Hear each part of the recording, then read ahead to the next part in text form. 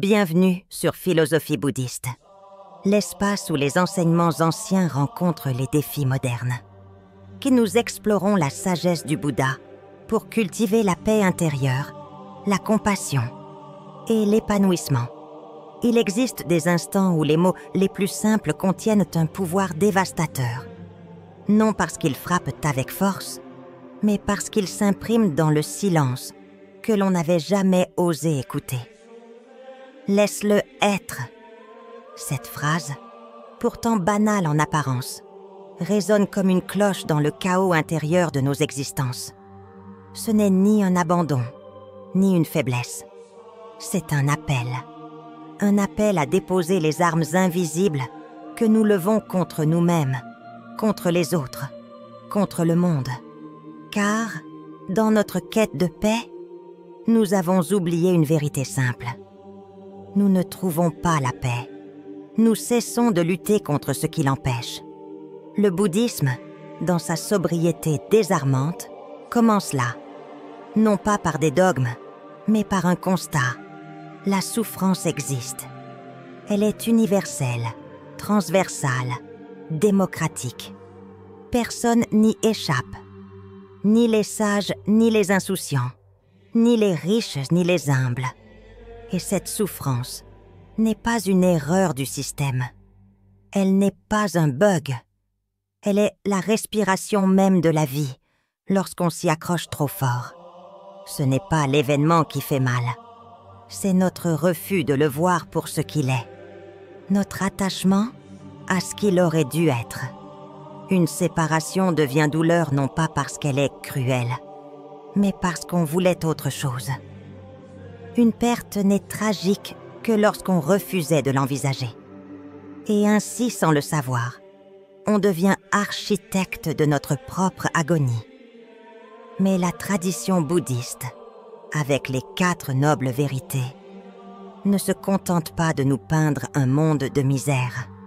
Elle nous donne une carte, une direction. La souffrance a une cause.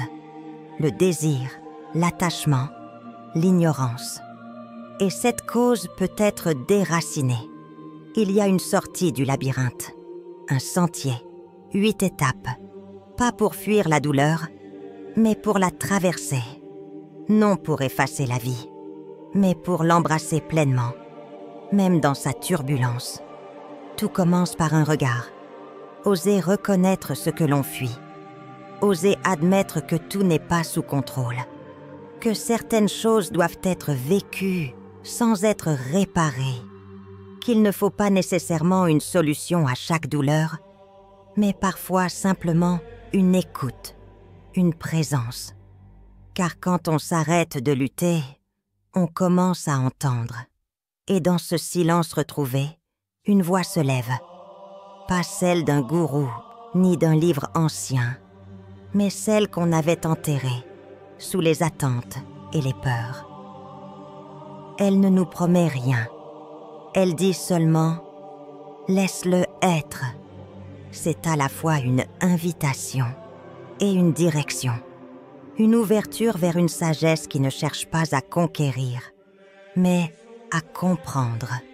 Ce que nous appelons lâcher prise n'est pas une action, c'est un retour à la vie, à soi, à la conscience nue, qui ne commande pas, ne juge pas, ne modifie pas. Juste être là, voir, ressentir, laisser passer. Comme les nuages traversent encore le ciel, sans jamais s'y attarder. C'est ainsi que commence le véritable voyage. Non pas quand on ajoute, mais quand on commence à retirer ce qui n'est plus nécessaire. Et dans cette première fissure de l'armure, la lumière pénètre.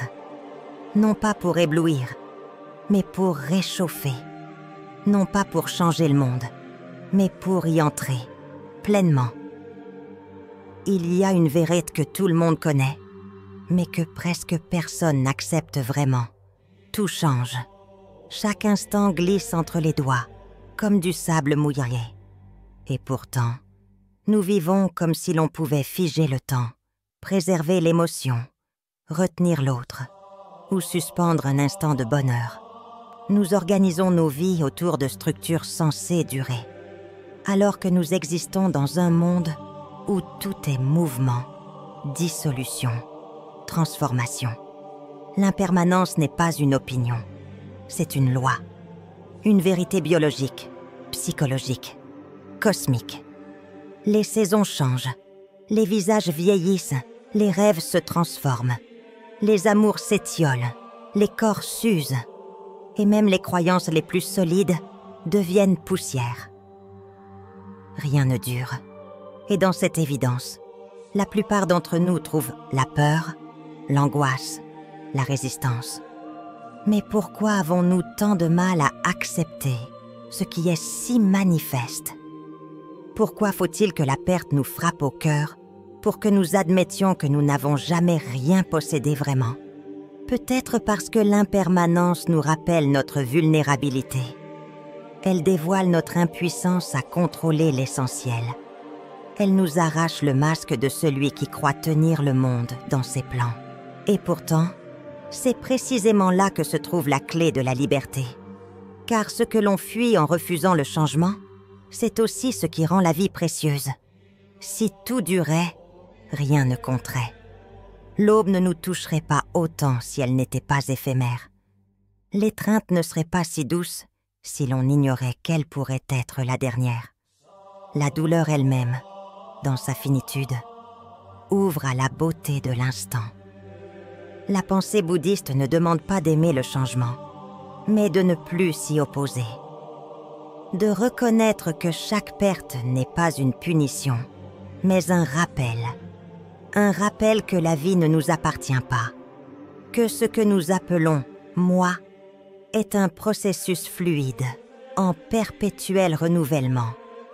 Quand on accepte l'impermanence, une étrange paix émerge. Non pas une paix qui rassure, mais une paix qui embrasse. On cesse de vouloir saisir les choses. On apprend à les accompagner. On ne retient plus l'instant, on le vit. On ne fige plus l'autre, on l'accueille. Et l'on découvre que cette acceptation n'est pas de la résignation, mais un éveil à la beauté fragile de chaque chose. Là où l'impermanence est refusée, la souffrance prospère. Là où elle est comprise, le cœur s'ouvre, comme un lotus qui émerge de l'eau trouble. Le flux de la vie ne peut être arrêté, mais il peut être écouté. Et dans cette écoute, il devient musique. Nous avons appris à tenir nos biens, nos rêves, nos relations, nos identités, à serrer fort ce que nous aimons, par peur de le perdre. Et pourtant, plus on serre, plus tout semble nous glisser entre les doigts. C'est le paradoxe cruel de l'attachement. Il prétend sécuriser, mais il enferme. Il prétend aimer, mais il étouffe. Il prétend être le lien, mais il devient la chaîne. Le non-attachement, dans la perspective bouddhiste, n'est pas l'opposé de l'amour ou de l'investissement. Ce n'est pas se détacher du monde comme un ascète qui refuse de sentir. C'est, au contraire, s'engager dans la vie avec une intensité nouvelle, sans la peur de perdre ce à quoi on tient. C'est vivre en tenant les choses avec des mains ouvertes, plutôt qu'avec des poings fermés. Pourquoi l'attachement est-il si puissant? Parce qu'il naît d'un vide. Un vide intérieur que nous essayons de combler en accrochant notre bonheur à des éléments extérieurs. Une personne, un succès, une image de soi. Et à chaque fois que ces éléments vacillent, notre monde intérieur s'effondre avec eux. Mais le vide ne se comble pas par accumulation. Il se dissout dans la conscience, dans la reconnaissance que rien ne peut véritablement nous compléter ça, parce que nous ne sommes pas incomplets. Le non-attachement n'est pas un retrait, c'est une confiance. Une foi que, même si les choses changent, même si elles disparaissent, nous resterons entiers. Il ne s'agit pas de renoncer à aimer, mais d'aimer autrement. D'aimer sans vouloir posséder. De créer sans vouloir contrôler. D'être présent sans vouloir durer. Cette liberté est exigeante, car elle nous confronte à l'éphémère de tout ce que nous croyons solide. Mais elle est aussi profondément libératrice, car elle ouvre un espace où rien ne doit être parfait pour être précieux. Tenir sans serrer, voilà le véritable art. Être là, pleinement, mais sans enchaîner. Donner sans attendre, accueillir sans retenir. Et c'est dans cette posture que la vie commence à couler à travers nous, au lieu de s'accumuler en nous. La plus subtile des illusions, c'est celle de croire que nous possédons quelque chose.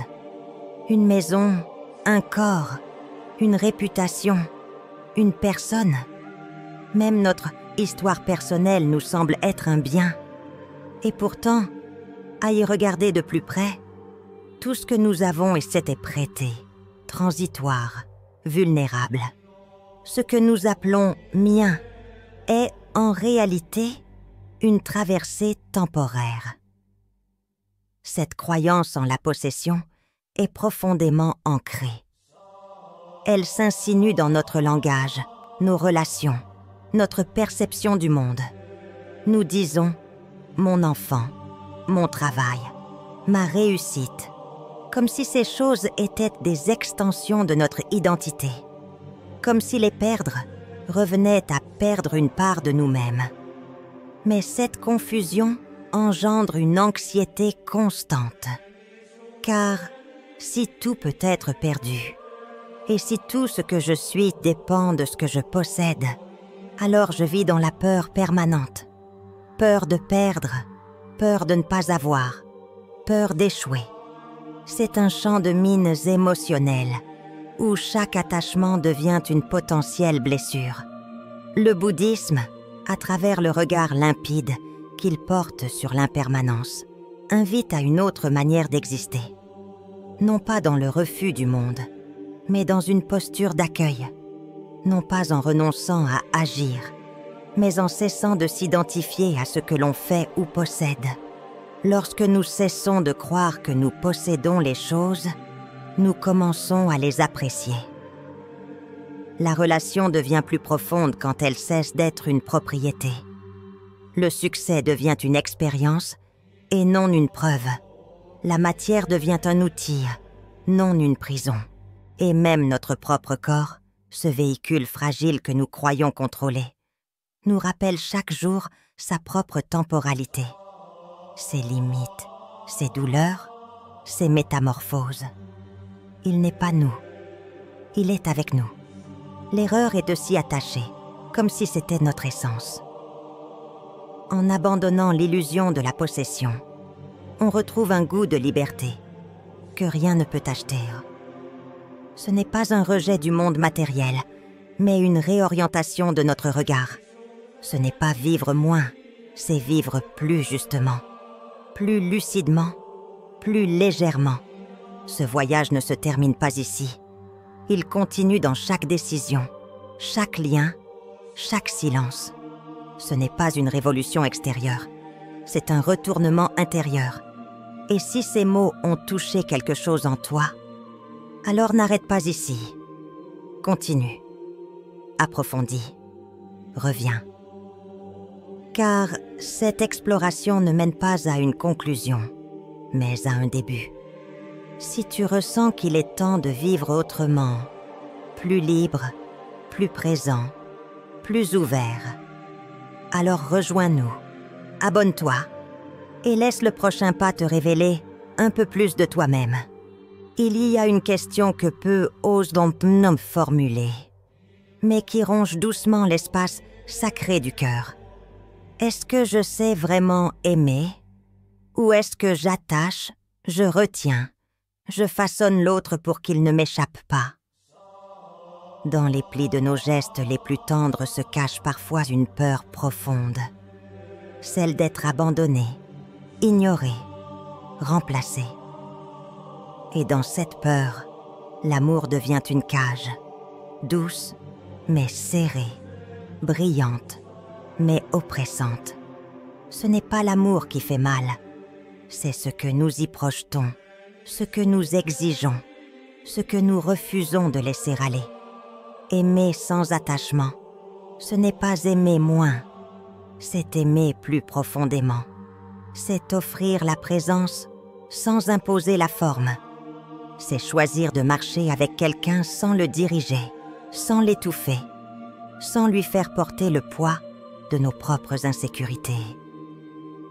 L'amour véritable, celui qui éclaire sans brûler, est un amour libre, libre d'attendre, libre de voir l'autre tel qu'il est, non tel qu'on le veut.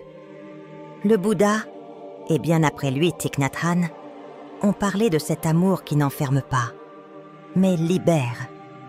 Aimer, c'est souhaiter à l'autre le bonheur, même si ce bonheur ne nous inclut pas.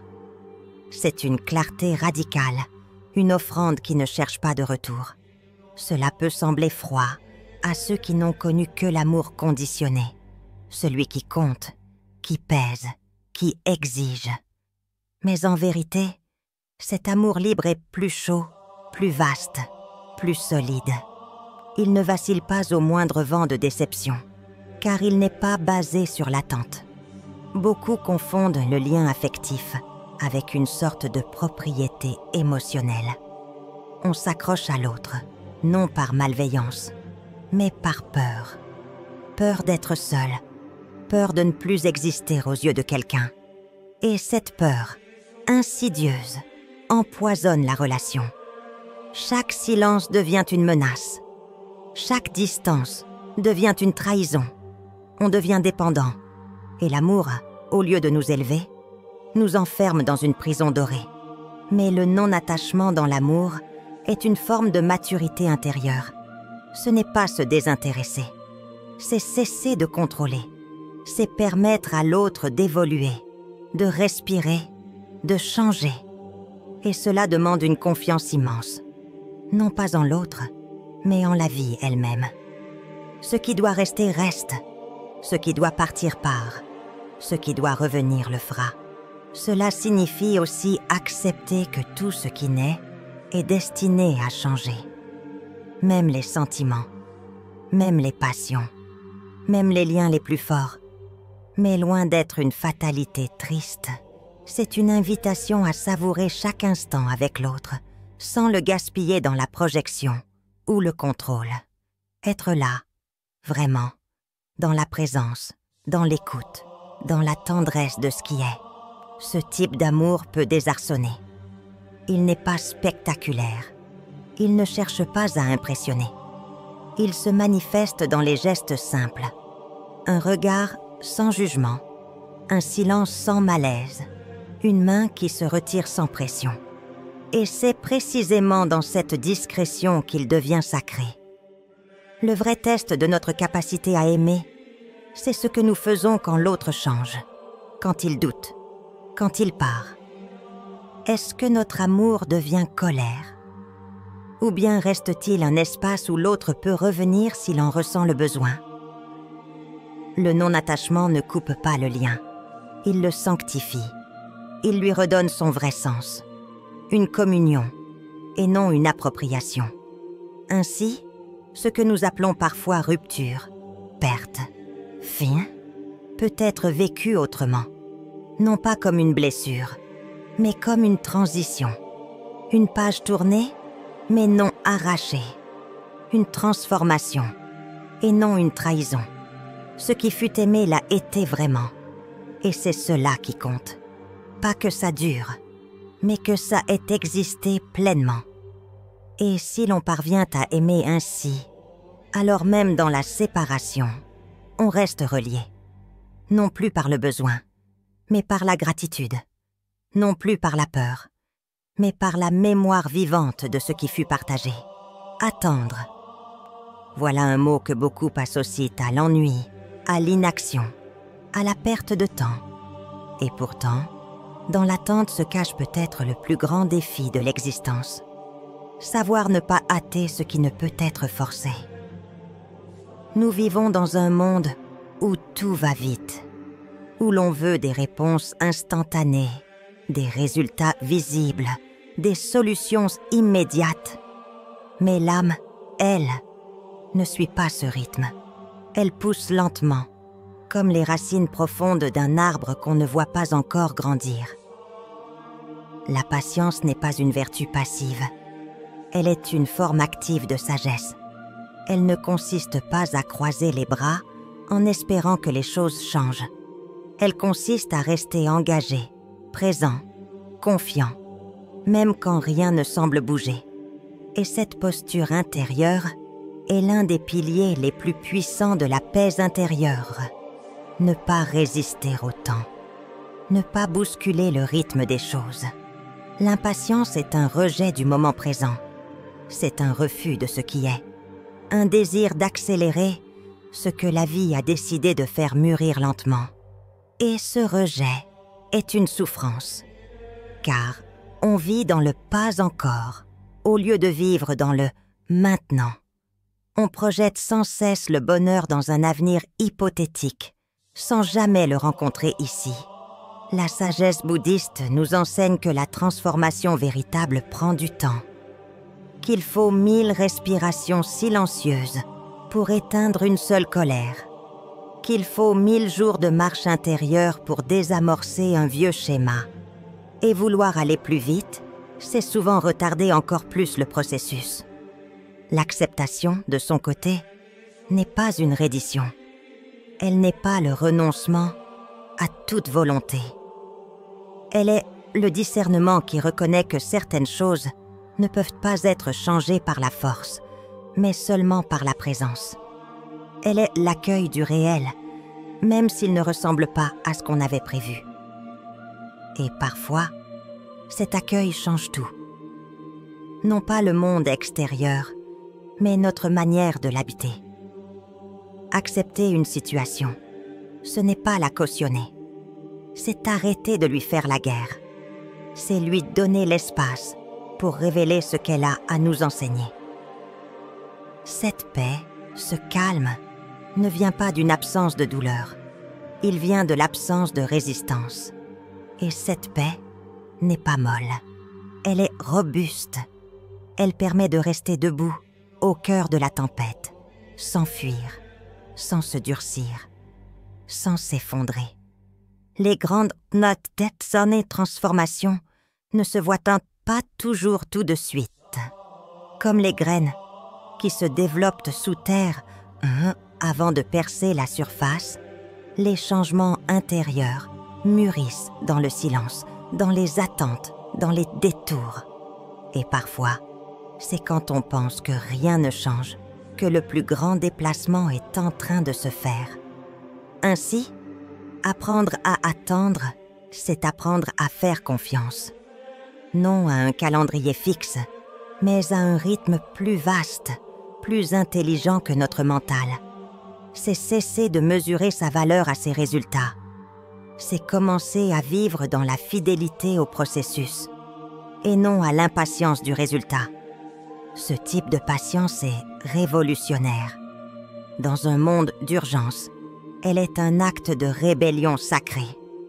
Dans un monde qui juge selon la rapidité, elle est un refus profond d'abandonner sa vérité.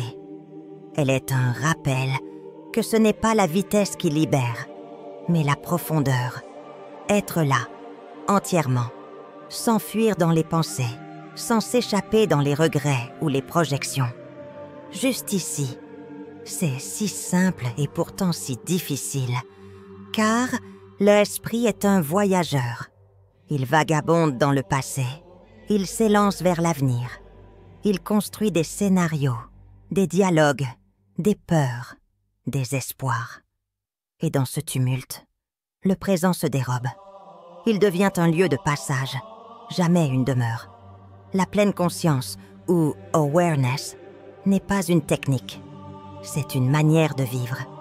C'est la capacité à revenir, encore et encore, à ce qui se passe maintenant, à écouter une voix sans la juger, à sentir un frisson sans le commenter, à marcher sans penser à l'arrivée. C'est l'art d'habiter chaque instant comme s'il était le seul, Parce qu'il l'est. Quand on pratique cette présence nue, le monde change. Non pas objectivement, mais dans la manière dont il est perçu. Un repas devient une cérémonie. Une respiration devient un ancrage. Une douleur devient un enseignement. On cesse de traverser la vie, on la rencontre. Et cette rencontre est radicale. Elle dissout les automatismes. Elle désarme les réactions impulsives. Elle permet de répondre au lieu de réagir. Elle crée un espace entre le stimulus et notre réponse. Et dans cet espace, une liberté nouvelle apparaît. Le mental n'aime pas ce silence. Il veut comprendre, contrôler, commenter. Mais l'awareness n'a pas besoin de tout cela. Elle regarde, elle accueille, elle n'intervient que si c'est nécessaire. Et c'est dans cette retenue, dans ce retrait, que la sagesse surgit. Être conscient, ce n'est pas vivre dans une bulle. C'est au contraire être plus vivant, plus vibrant. C'est sentir chaque note de la musique, chaque inflexion d'une voix, chaque nuance d'une émotion. C'est cesser d'être dans la répétition pour entrer dans la découverte. Ce n'est pas une fuite, c'est une immersion. Et c'est cela qui soigne. Non une analyse sans fin, mais une présence vraie, une qualité d'attention qui transforme, non par le jugement, mais par la lumière qu'elle apporte.